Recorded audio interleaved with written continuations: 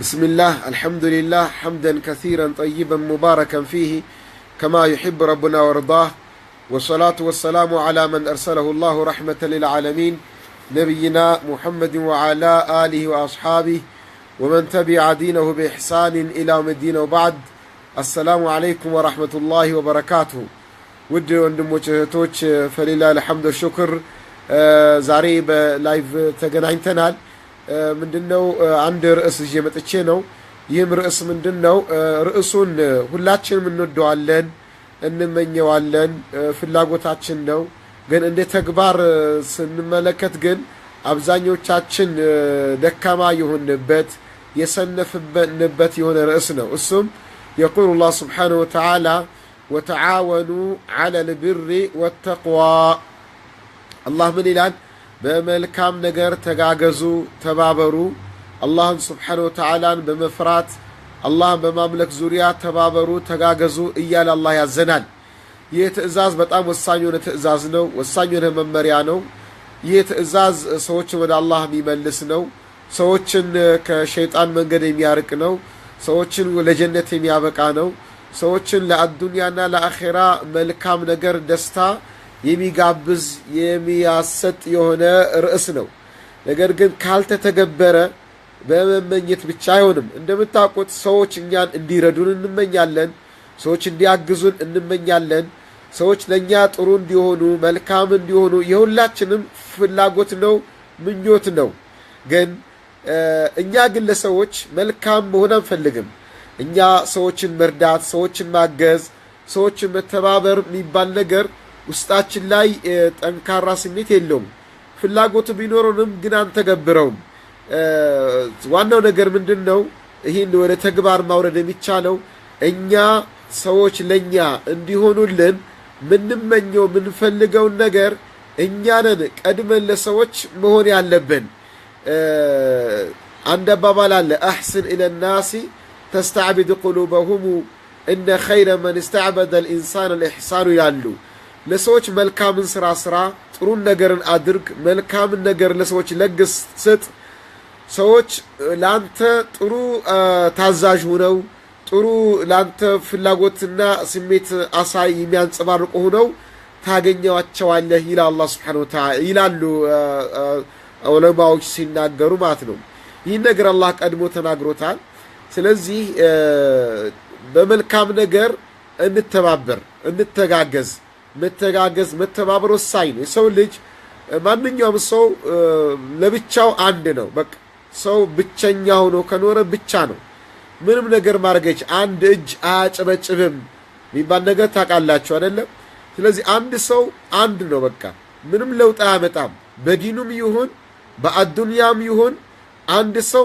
ምንም ለውጥ አያመጣም አንድ ሰው አንድ ብቻ ነው ግን ሁለት ሲሆን ዲኑም ላይ ለውጥ ማምጣት ይቻላል ዱንያም ላይ ለውጥ ማምጣት ይቻላል ሁለት የምንሆነው 3 4 ነን የምንለው ደግሞ በቁጥር ብቻ አይደለም በቁጥር እኛ 4 ነን እኛ 5 ነን እንደሚባል ጀማዓ አለን አሁን ብዙ ጊዜ ይሄ ሰው ልጆች በተፈጥሯዊ ባህሪያቸው የሚያውቁት ጉዳይ ነው ሎጂካሊ የታወቀ ጉዳይ ነው ሰዎች በጋራ ከሆኑ ከተጋገዙ ከተባበሩ ዱንያ አኺራቸው መለወጥ ይችላል የሚለው ነገር የታወቀ ነው ግን ወደ መተባበሩ ወደ መተጋገዙ ርዕስ ውስጥ ስንገባ ግን ችግራችን ሁሉም እኔ ልሰማ እኔ ባይነት ይመጣል አናንያ እኔ ልቅደም የሚል ስሜት ይመጣል የዛኔ በጋራ ልንሰራ ያሰብነው ነገር ይበላሻል እኔ ሲመጣ ማለት ነው ለምሳሌ የሆነ ስራ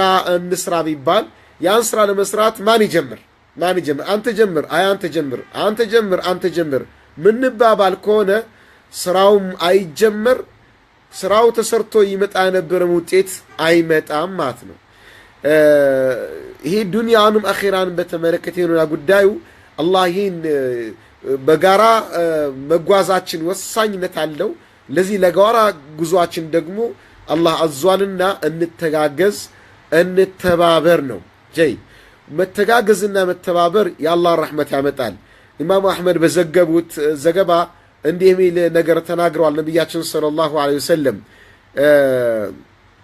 الوحدة رحمة ወልፉርቀቱ ዓዛቡን ይላሉ። መተባበር መተጋገዝ የአላህን ረሕመት ያመጣል።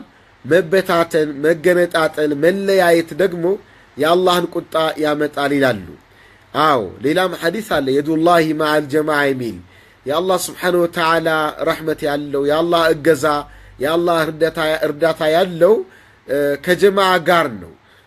ነቢዩ ሙሳ በሌላም ሐዲስ አላቸው ሁለት ሰዎች በጋራ ስራ ለመስራት ሸሪካ ሆነው በጋራ ሲሰሩ አላህ ስብሓነሁ ወተዓላ ሶስተኛቸው ይሆናል ማለት አላህ ያግዛቸዋል፣ በረካ ያደርግላቸዋል። ግብይታቸውን ውላቸውን አላህ በረካ ያደርገዋል።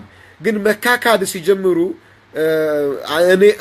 አንዱ በአንዱ ላይ አራዳ ብልጥ መሆን ሲጀምር ግን አላህ ስብሓነሁ ወተዓላ ረሕመቱን ያነሳል፣ እጁን ያነሳል ይላሉ። ስለዚህ እኛ ጀማዓ ስንሆን ነው በጋራ ስንሰራ ነው ዱንያችንም አኼራችን ለውጥ የሚያመጣው። ተመልከቱ ሰላተል ጀማዓ አላህ ስብሓነሁ ወተዓላ እሱን እንድናመልክበት ከዘረጋልን የአምልኮ መስመር ውስጥ የአምልኮ አይነት ውስጥ አንዱ ሰላተል ጀማዓ ነው። ሰላተል ጀማዓ ምንድነው አጅሩን ከፍ ያደረገው? ነብዩ ሰለላሁ ዐለይሂ ወሰለም ሰላተል ጀማዓ ያልመጡን ሰዎች እሳት እንጨት ሰብስቤ ከነቤታቸው ላቃጥል አሰብኩኝ፣ ግን ደካማዎችና ዑዝር ያላቸው ስለሚኖሩ ተውኩኝ ይላሉ። እንዲህ አይነት ሐሳብ እንዲያስቡ ያስደረጋቸው ነገር ወሳኝ ነገር ነው ማለት ነው። አንገብጋቢ ነው። ይህ አንገብጋቢ የሆነው ሰላተል ጀማዓ 27 አጅር የሚያስገኝ ወይም 25 አጅር የሚያስገኙ ሰላተል ጀማዓ ምንድነው ብለን ስናይ በጋራ የሚተገበር መሆኑ ብቻ ነው፣ ሌላ ነገር አይደለም። በጋራ የሚተገበር ነው፣ በተናጠል አይደለም ነው። አንድ ሰው ሰላተል ጀማዓ መጥቶ የሚሰግደው ዙህርን እንደ ምሳሌ ብንወስድ 4 ረካ ነው። ቤቱም እያለ ቢሰግድ 4 ረካ ነው የሚሰግደው። እቤቱ ሆኖ 3 ረካ አይደለም። ጀማዓ ሲመጣ 4 ረካ አይሆንም። ሁሉም 4 ረካ ነው የሚቀራው። ሁሉም ተመሳሳይ ነው። ልዩ አጅር ያስገኘው ምንድነው? በጋራ መከናወኑ ነው። በጋራ ኢማሙ ይመራል፣ ማእሙሙ ይመራል ማለት ኢማም ይመራል፣ ጀማዓ ይመራል። ስለዚህ ያ ጀማዓተል ኸይር በጋራ ምን ሰራቸው ነገሮች ወተዓወኑ ተጋገዙ ተባበሩ የተባልናቸው ነገራቶች ወደ ተግባር ወደ መሬት ስናወርዳቸው ምን አለ ማለት ነው? መሪ አለ፣ ተመሪ አለ። ይሄን ግድ መቀበል አለብን። አለበለዚያ ስራችን የጋራ የጀማዓ አይሆንም። ጀማዓ ማለት ጉራ አይደለም። ጀማዓ ማለት ፉከራ አይደለም። ጀማዓ ማለት የሆነ ማህበር ነገር ማቋቋም ብቻ ማለት አይደለም። ጀማዓ ማለት ለጀማዓው ምን አለው? መሪ አለው፣ ከዛ ተመሪ አለው። መሪና ተመሪ ከተባለ ደግሞ የግድ ምን ያስፈልጋል? መሪያችን ያዘዘን ነገር መቀበል ነው። ላ ጣዓተ ሊመኽሉቅን ፊ ማዕሲየቲል ኻሊቅ ጠብዓን ለፍጡር ለመታዘዝ ተብሎ ፈጣሪን ማመጽ በፈጣሪ ላይ ወንጀል መስራት አይፈቀድም። አላህን በማመጽ ላይ ወንጀል በመስራት ላይ ከሆነ ይህ አሚሩ የሚያዘን አንታዘለትም። ለምን? የበለጠ የአላህን ቁጣ ያስከትላልና እና የዛኔ አሚራችን የበላይ አካላችን አለቃችን የሚልን ነገር መርሐባ ልን ይገባል። ሲምፕል ምሳሌ ባነሳ ባልና ምስት አብሮ ሲኖሩ በጋራ የሚኖሩት ባልና ምስት አብሮ ሲኖሩ ላቡድ አን የተዓወኑ ዐለል ቢሪ ወተቅዋ በመልካም ነገር ሊተጋገዙ የግድ ይላል። ባልና ምስት በመልካም ነገር ተጋገዙ ሲባል ምን ማለት ነው? ለምሳሌ ባል ምስቱን በሰላት ያዛታል፣ በጾም ያዛታል፣ በቁርአን በመቅራት ዒልምን በመቅራት ያዛታል። ከመጥፎ ነገር ይከለክላል። ሒጃባን እንዳትገላለጥ ይከለክላታል። እኽትላጥ ከአጅነብይ ወንድ ጋር እንዳትቀላቀል ወይም ደግሞ ከአጅነብይ ወንድ ጋር ልቅ የሆነ ግንኙነት መጨባበጥን ይመስል ይህን ይከለክላታል። እንደዚህ አይነት መመሪያዎች ሲመጡ መርሐባ ልትል ይገባል እንጂ አንተ ምንድነህ? ማን አንተን በእኔ ላይ ማን ሾመህ? ምን አገባህ? አይመለከትም፣ በእኔ ቀብር አንተ አትገባም ሚባባሉ ከሆነ ዱንያቸውም ይበላሻል፣ አኼራቸውም ይበላሻል ማለት ነው። ልክ እንደዛው ደግሞ ምስትም ባሏን በኸይር ነገር ስታዘው ጺምህን አሳድግ፣ አቤት ስታምር፣ ያንተ ውበትህ እኮ ተጠቅልሎ ያለው በጺምህ ላይ ያለው ብላ ስትለው መርሐባ ሲላት፣ ሰላተል ጀማዓ ለምን ቤት ሰግዳለህ? ተነስ መስጂድ ስገድ፣ ኢሻን መስጂድ ስገድ፣ ሱብሒን መስጂድ ስገድ ብላ ስትቀሰቅሰው መርሐባ ሲላት ቤታቸው የረሕመት ቤት ይሆናል፣ የኢማን ቤት ይሆናል። ዱንያቸውም አኼራቸውም ያማረ ይሆናል ማለት ነው። ይሄ የተገኘ በምንድን ነው? በመተጋገዝ ማለት ነው። መተባበር መተጋገዝ ማለት ነው።